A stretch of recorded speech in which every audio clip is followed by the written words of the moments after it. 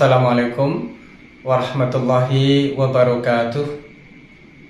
Bertemu kembali dengan saya Ciptaning, founder Majelis Zikir dan Tasawuf Sirul Asro Mojokerto. Semoga di dalam setiap pertemuan kita selalu bisa membawa manfaat dan keberkahan di dalam kehidupan kita, khususnya di dalam mencapai kesempurnaan rohani kita. Sahabatku meditasi kuantum dimanapun berada, di dalam video yang lalu saya menyampaikan tentang keistimewaan dari murid-murid abah kita, guru kita, orang tua kita, Kiai Haji Muhammad Zaini bin Abdul Ghani atau guru sekumpul Martapura. Salah satu keistimewaannya adalah bau badan daripada murid-murid beliau tidak akan bau dan cenderung wangi atau harum. Tentunya kadar harumnya, kadar wanginya itu berbeda-beda di antara satu murid dengan murid yang lain. Hal ini terjadi karena tawajuhnya kita sebagai murid itu benar-benar bertawajuh secara zahir maupun secara batin. Meskipun beliau telah berpulang ke haribaan Allah Subhanahu wa ta'ala, namun kita sebagai murid-muridnya tetap bisa bertawajuh kepada beliau. Jasad kita atau jasad para muridnya itu bertawajuh kepada jasad beliau. Batin daripada muridnya bertawajuh kepada batin beliau. Dan sir daripada para muridnya bertawajuh dengan sir beliau. Sehingga dengan bertawajuhnya jasad daripada murid kepada jasad beliau, maka secara tidak langsung aroma harum daripada tubuh beliau itu akan mampu mensucikan, akan mampu membersihkan jasad murid-muridnya yang cenderung pasti bau keringat, bau apek, bau asam, dan lain sebagainya. Dari manakah asal aroma harum daripada tubuh beliau? Aroma harum dari tubuh beliau itu bersumber dari aroma harum tubuh daripada junjungan kita Nabi besar Muhammad Sallallahu Alaihi Wasallam. Karena beliau bertawajuh secara zahir kepada Rasulullah, beliau bertawajuh secara batin kepada Rasulullah, dan beliau pun bertawajuh secara sir kepada Rasulullah Shallallahu Alaihi Wasallam, sehingga aroma zahir dan batin daripada Rasulullah itu bisa menjadi bertajali atau menyatu di dalam zahir dan batin daripada guru kita, guru sekumpul. Begitu juga kita sebagai murid-muridnya, kita sebagai muhibbinnya yang selalu bertawasul paling tidak sehari 5 kali selepas sholat 5 waktu, maka secara otomatis sebagai tanda yang bisa kita rasakan di dalam tubuh kita. Salah satunya adalah aroma tubuh kita menjadi harum. Yang selama ini mungkin apek baunya, mungkin kecut baunya, mungkin asem baunya, berangsur-angsur menjadi harum. Tentunya dengan kadar keharuman yang berbeda-beda di antara satu murid dengan murid yang lainnya.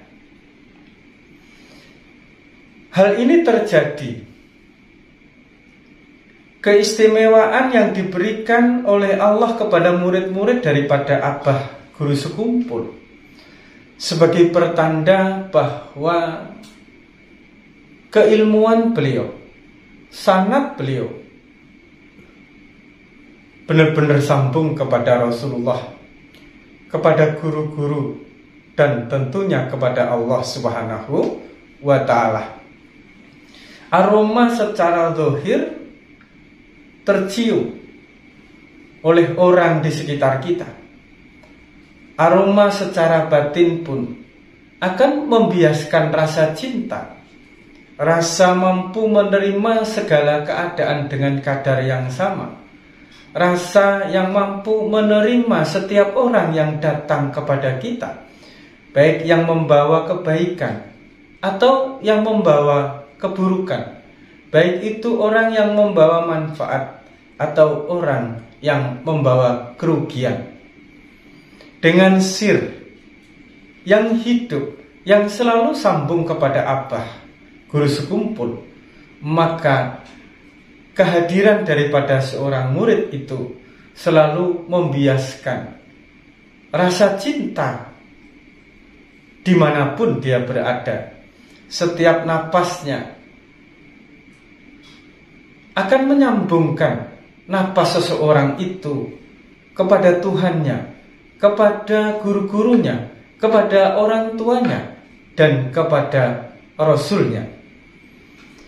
Dengan napas yang saling tertukar apabila seorang murid itu ketemu dengan seseorang, atau apabila seorang murid itu berada di dalam sekelompok orang,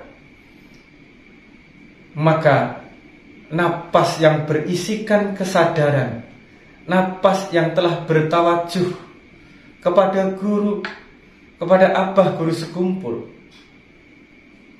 maka napas itu akan membawa kesadaran, akan membawa manfaat, akan membawa cahaya dari setiap kegelapan yang dirasakan oleh orang lain. Dengan menghirup napas daripada murid-murid Abah Guru Sekumpul, apakah hanya Abah saja yang mampu menzahirkan aura zahir maupun batinnya, hawa zahir dan batinnya, atau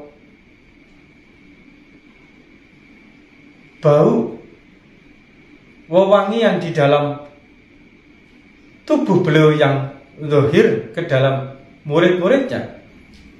Tentunya banyak sekali seorang mursyid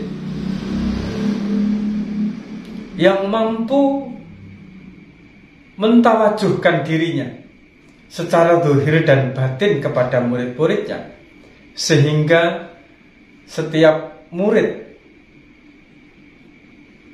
dari seorang mursyid itu mempunyai cita rasa yang berbeda, mempunyai bau badan yang khas gurunya, mempunyai ciri khas hati yang khas dari gurunya, mempunyai ciri khas syir yang khas daripada gurunya.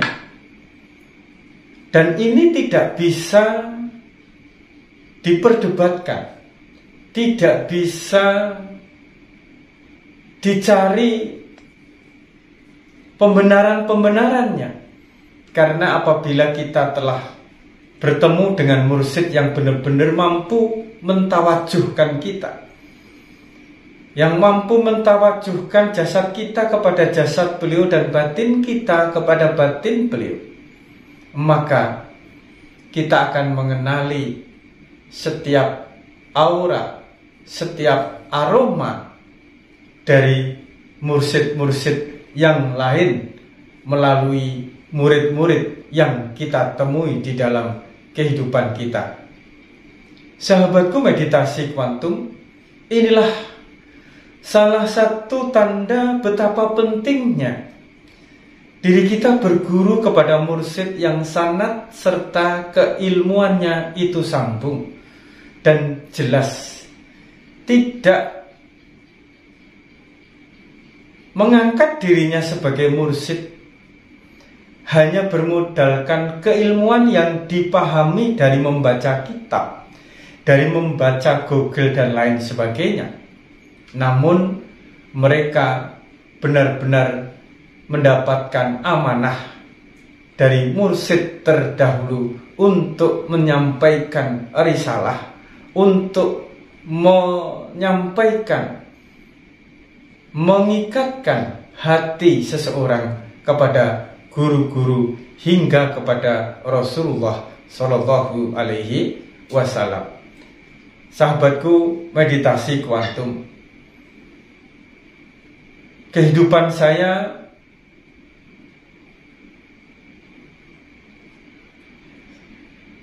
selalu dipenuhi dengan berkah, dan salah satu berkah yang tidak bisa ditukar dengan apapun besarnya adalah bagaimana saya ketemu dengan Syekh Nur Alam Shah Utsman bin Harun Utsman dan diberikan amanah untuk meneruskan perjuangan beliau.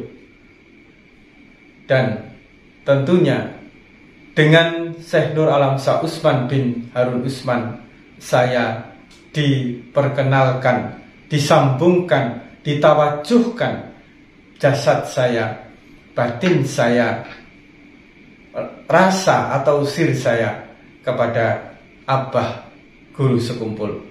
Cukup sekian, semoga manfaat. Ingat, langkah kita meninggalkan jejak di bumi, lisan kita meninggalkan jejak di hati. Maka berhati-hatilah di dalam setiap ucap kata, di dalam setiap menggunakan lisan kita agar tidak meninggalkan jejak yang buruk di dalam hati orang lain. Wassalamualaikum warahmatullahi wabarakatuh.